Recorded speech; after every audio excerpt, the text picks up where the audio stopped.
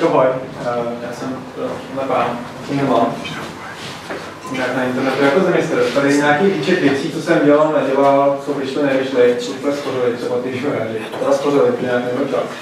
Ale to asi to bude jiná epizoda. A já jsem si dneska pro vás připravil takový jako jednoduchý topik od konstruktorů destruktorů. De facto je to strašně jednoduché, jako první prezentace na 10 minut. Tomáš mě poprosil, nebo de facto jsem mi zeptal v neděli, jestli nechci přednášet, což je prostě úplně jiný plán. Takže takhle jak vypadá třeba jakože životní cyklus. Já nevím, jak přesně to popsat. Vytvoříte třídu, díky tomu, že máte krásný objektový přístup a je tam nějaký garbage collector a tak podobně. Tak když vytvoříte třídu, zavolá se konstruktor, když není potřeba, zavolá se destruktor. To je celá magie. Jo, když to použijete v pozorkách jenom pro tom jednoduchém stylu, tak vzhledem k tomu, že to třída není absolutně nepoužitá, tak no, zkuste si představit, co se stane, když vezmu skript, vezmu kus kódu, napíšu tam tohleto a zkusím to, jak přesně bude vypadat ten výstup. Třeba kdo si myslí, že to bude konstruktor, start, já nevím, destruktor, end, a tě nevím, čas bude ruku. Třeba. Nikdo? Tak?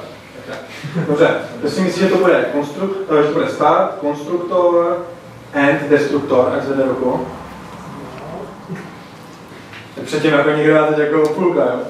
No, tak opravdu výsledek je takový, že se první zavolá destruktor, až potom se zavolá end. Je to z jednoho prostého důvodu. Nebo já vám to vysvětlím potom. Tak prostě takovýhle je výsledek.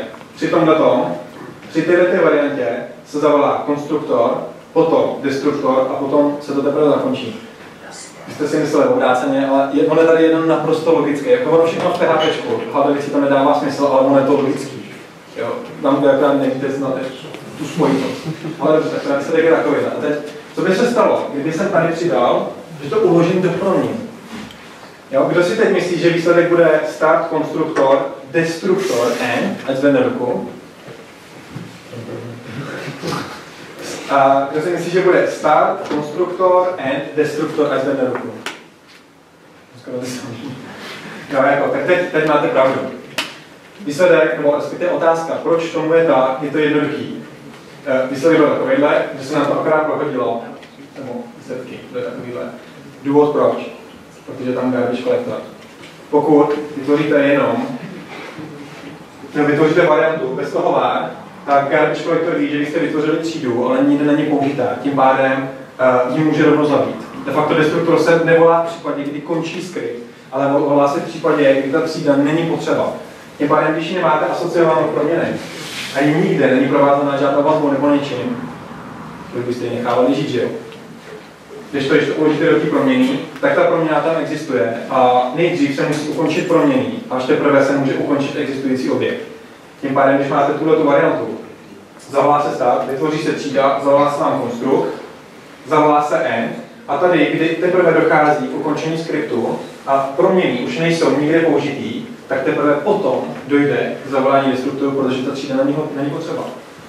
A tohle vlastně bylo všechno. Celá prezentace. Máme to takový částečný konec. No opravdu to není úplně konec, protože jste nepamatuju, jestli to tam máme nebo nemám, já jsem na tou hintu. Jo. Takže on původně, ta přednáška, ano, je to od konstruktoru destruktoru, ale není to úplně jenom o programování. No tady Tomáš Klima mluvil o modrém světle, což tak nebylo úplně z toho pohledu programovacího. A tahle z toho pohledu, tak, nebo když vezmu ten podobný topik, tak tohleto konstruktor, destruktor můžeme přirovnat i k našemu životu. Když se narodíte, v pozovkách z vás nějaký konstruktor, když vás doktor vlastně přes prdel, vám naskočí srdce, naskočí vám plíce, začnete dechat, začnete žít. Ve chvíli, kdy nejste potřeba, tak se zavolá destruktor, že jo? To se asi stane, že jo? Tak nějak jako odejde. A mezi tímhletím konstruktorem a destruktorem máme takovou tu část, tady vidíte jako takové ty věci mezi tím, tomu se říká život. A teď je na vás, jak ten život budete žít. Já jsem tady na začátku ukázal de facto, kdo jsem. Tady, když vezmu, to jsou prostě nějaký balíčky, v pozorkách něco jako Symfony Components, akorát, že je udělaný jinak, jo? Prostě znovu vytváříte kód. Symfony komunita, kdysi dávno tady existovala, pak se Tomáš Votruba, nevím s kým, domluvil, nebo jak to proběhlo, se to změnilo na PHPře. A asi bych čekal, že komunita o tom bude mluvit, že se bude probírat, jestli jo nebo ne, a že se nás třeba někdo zeptá, jestli neplánujeme třeba vytvořit separátní komunitu. Jestli místo toho třeba nezabít tu komunitu, která existovala, kvůli který se na začátku vlastně udělal e-shop, pak se zrušil, udělal se trička, pak se zrušili, dělalo se něco, pak se zrušilo, tak jestli by nebylo lepší zachovat to a udělat něco nového. Ne, objevili se právkaři, Symfony zmizely, takže já sice jsem momentálně na Facebooku ve skupině právkaři jako admin, ale de facto notifikace, co mi chodí, že tam někdo píše, že tam někdo něco udělal, tak tím jsou upravný, protože byl jsem tady v tom, jako OK, právkaři mám rád, to mám rád, ale je to prostě o tom, že čekal jsem, že jsme komunita a že se o tom budeme nějak radit. To máš, já nevím důvod, nechci to řešit, prostě najednou jsme byli právkaři, Symfony zmizelo, já zůstal jsem v této komunitě. Pak tady bylo PHP Prague, což nevím, jestli to nazvat úspěchem nebo propadákem. Byl tam úspěch, byla ta konference, musím uznat, potom byl hackathon. To bylo trochu slabší, protože se málo propagoval, takže tam vlastně skoro nikdo nebyl, takže jsme si tam organizátoři programovali pro sebe. A pak tady byli vývojáři sobě a pokud jste to někdy zaslechli, nebo jste byli na ty první přednášce, tak to byl můj projekt, který měl pomoct sjednotit vývojáře. A chtěl jsem prostě něco, do čeho v takzvaných vozovkách dáte život a bude tady pomáhat vývojářům najít si práci, po případě spolupracovat mezi sebou, protože mezi vámi je spousta frontendistů, backendistů a když potřebujete někde pomoct, já nevím, máte webovky, chcete na něj udělat design, tak jako budete schánět někoho, kdo vám s tím pomůže. A vy tady máte okolo sebe lidi, kteří to dělají, ale jako nevíte o tom, že? Protože pochybuji, že jste se na ten hluku a zeptáte se, kdo co dělá. A na to všechno měli tyhle ty umět na tebe pomáhat. Akorát, že jsem se dostal do takové fáze, že původně jsem si skončil jeden dlouholetý vztah a začal jsem si tamhle s jednou úžasnou holkou vztah. Je nám talking about beauty. Začal jsem si s ní vztah a ono vlastně jako předtím, tak mi umřel děda, tak nějak jsem si uvědomil, že vlastně náš život není nikdy nekončící příběh, takzvaně our life is not never ending story.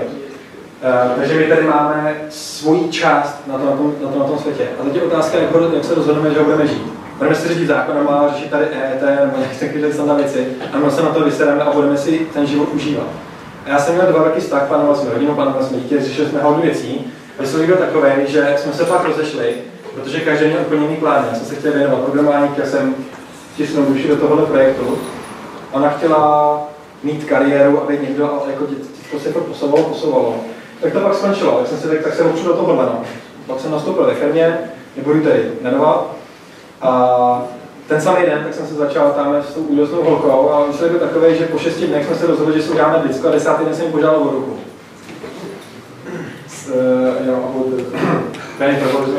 Baby. Takže, jako proč jsem takhle kamenů v vozovkách udělal? Udělal jsem to proto, že, jak jsem říkal, máme tady jenom svůj určitý čas a na co budete do prdele čekat. Řeknete si, ale až bude dostatek peněz, až budu, já nevím, mít dobrou kariéru, až tohle, až tamto. Než tohleto všecko, já nevím, jestli do této fáze dostanete, tak vás venku srazí auto. A jste v prdeli, jako uděláte hovno. A tak nějak jsem se rozhodnul, že ten projekt momentálně teď pohřbívám, docela mě to mrzí, že s ním byly velký plány, ale třeba někdy ho udělám. Důvod, proč ho pohřbívám, je to, že mám tamhle ženu, plánujeme svatbu, za 3 měsíce budeme rodit, což je taky super. Jsme spolu 7 měsíců, jo. Jsme spolu měsíců a 6,5 měsíce je těhotná, takže no a nějak jsem se rozhodl, že chci ten život žít a když se tady podívám okolo vás, tak tady vidím jenom chlapy vývojáře, tam jsou nějaké zalezlé holky, 2 holky a tady moje žena. A to je všechno. A teď mi řekněte, když přijdete domů, kdo z vás, zvedněte ruku, kdo z vás má doma přítelkyni? Kdo z vás má doma ženu?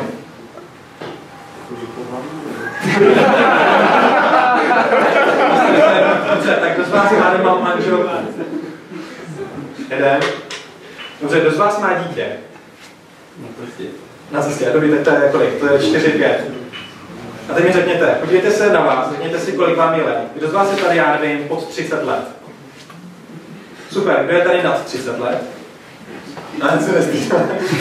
OK, tak ty, co jsou na 30 let, tak za první, jako pokud nemáte ženu, nemáte dítě, dobře, na co čekáte. Vy, co jste po 30 let, tak u ženských se říká, že do 30 let jsou takový ten nejlepší na tu rodinu a na všecko, a pak už to začíná být průser. Tak mi řekněte, budete čekat, plánovat a tak dál, nebo se do něčeho pustíte, něco začnete.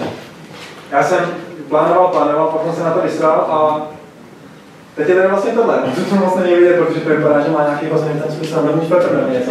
Ale tady je nevěděl, který jsem test říká, to zapustit. To je naše princezna, to momentálně čekáme. A vlastně až potom, co jsem si uvědomil, že jako to, že vám klient napíše, já nevím, v 9 večer, že potřeba něco udělat, to neznamená, že si to musíte se na to do 5 do rána do toho sedět. Jako pokud na to nezávisí lidský život, tak se na to vyserte. Jděte si vyspat, ráno si k tomu sednete. A pokud na to nezávisí život, tak jako, jak se to říká, pokud nejde o život, jde o hovno. A tak nad tím životem uvažujte. Na co se budete hádat, já nevím, s přítelkyní, že nikdo neměl nádobí. No, tak to prostě umřete, tak si co, umřete, neumřete. Klient vám napíše, že potřeba něco vyřešit, mu napíšte, OK, já se na to podívám, ale nikdy jste neřekli, udělám to za 10 minut. Řekli jste, já se na to podívám. Někdo nedvez odpadky, OK, no a co, tak se to bude se později. Někdo neuvařil oběd, no a co, tak si něco vemte teď, najeste se a oběd bude později. To samé s programováním, chcete udělat nějaký projekt, chcete něco dokázat. OK, ale určitě si priority. Je ten projekt důležitý? Když ho neuděláte, já nevím, do měsíce, ale uděláte ho za měsíc a půl, uděláte ho za 2 měsíce, stane se něco, spadne meteorit, nebo objeví se tady nějaká další hrozba, nebo nějaká horší hrozba. Dobrý, vy to nevíte, ale kdyby jo, tak co si učíte jako priority? Kdybyste věděli, že máte, já nevím, měsíc života.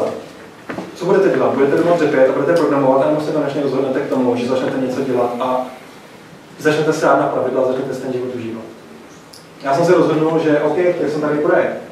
Ten projekt, ale ty vývojáře. Chtěl jsem vývojáře. Chtěl jsem, aby za mě v úvozovkách bylo něco. Což musím říct, že to se nepovedlo, ale to je jedno. Objevil se tady jeden projekt, který se mi zalíbil, a tak jsem si řekl, že na něm budu pomáhat. Tady je to takový jakože sporný, protože se dá dopadovat x různýma způsobama, ale projekt začal s kterým máš tady sféru obrázku a podle toho to udělej. Jo. A teď je zhruba nějakých 5-6 měsíců zpožděný od spuštění, nebo teď už možná víc. Já jsem na něm byl hlavní vývojář plus 3 studenti, kteří měli třeba zrovna zkouškový období, takže na tom vlastně skoro nikdo nebyl. A řešilo se tady plánování, ten Scrum a Agile a takové ty kraviny, to je jeden člověk. Jsem šéfa poslal do dnešních lovišť a nevím, jestli jsem já odešel z toho projektu, nebo mě vyhodil, to spíš takový zájem. A teď jsem šťastný, našel jsem si úplně jiný projekt, kde mě chtějí. Mám tam neskutečně úžasný nabídky i plány i všecko.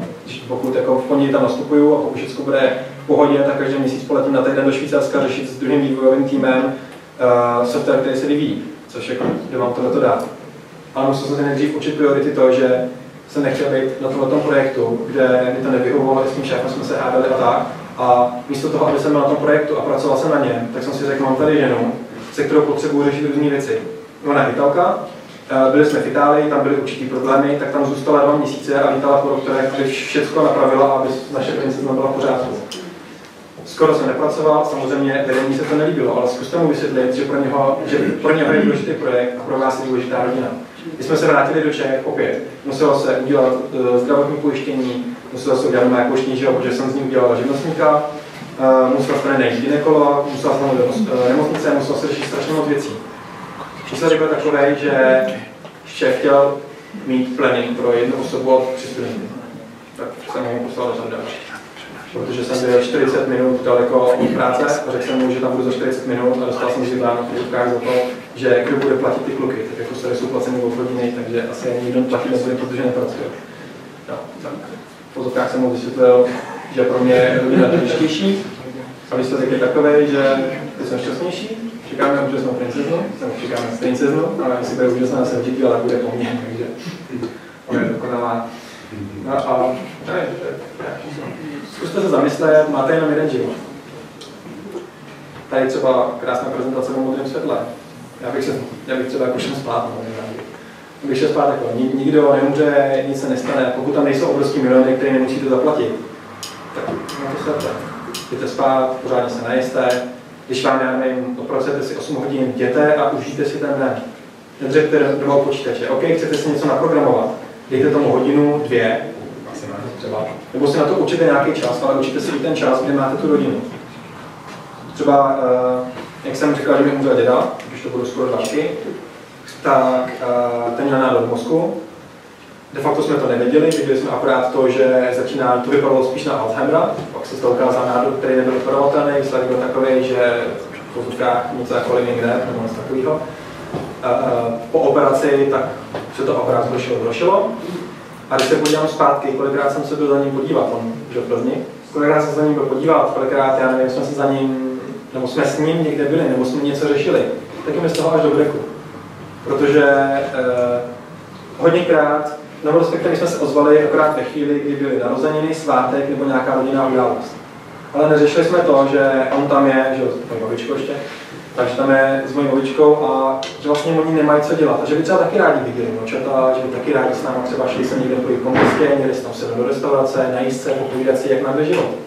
Tohle to jsme neřešili. Řekli jsme si, oni tady jsou jako, tak jako můžeme kdykoliv přijet, ale kdy je to kdykoliv. Kdy je to správná doba, kdy se máte přijet za ní podívat a říct si, ahoj, já jsem tady prostě, chtěl jsem tě vidět takový. Když si řeknete, ne, teď se mi to nehodí, teď potřebuji něco udělat. Zkuste zamyslet nad tím, co je život a jak rychle vám utíká mezi prstama. Mě momentálně 25, já jsem obrovský plány, co všechno chci dokázat a tak podobně, ale prostě každý máme takový nějaký svůj úděl tady a to, že budeme spát 3 hodiny denně, budeme nevrlí, budeme úplně na všechno srát a budeme se snažit jenom programovat, to ten svět nezachrání.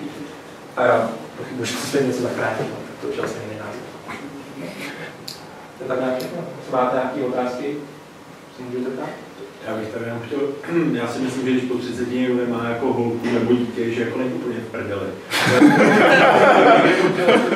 Já jsem třeba 8,5 roku udržoval nějaký vztah, který potom byl trošku nefunkční. Udržoval? Tak samozřejmě 6 let. Já ho udržoval 2 roky a pak jsem si uvědomil, že jako nechci být sám, protože jsem programátor a takhle. Ale myslím si, že to taky jako představ, že prostě si říct, hele, už vytáhne jenom... Ne, OK, tohle je samozřejmě na každé. Jinak chápu tvůj názor na svět, vedu to, ale myslím si, že jako říct, hele, 30, nemáš holku. To bylo spíš jako takový, jako abyste se zamysleli, že ten čas utíká, že když tam je 30 a vy dřepíte doma a programujete si knihovnu, já nevím, na něco, v vozovkách, na co tady existuje 30 dní knihoven, tak jako, nezvážete ty priority. No, jasně, jako fakt chodit mezi lidi tak námi, že jo. No, potom, když dostaneš ty žaluzie a zjistíš, že je den, a že není pondělí, ale že je čtvrtek, tak může vzát se. Jo, tak to bylo. Zajímá mě, proč je to Brusel. No, tak nevím, tak minimálně ty utekly 4 dny, ani nevíš jak.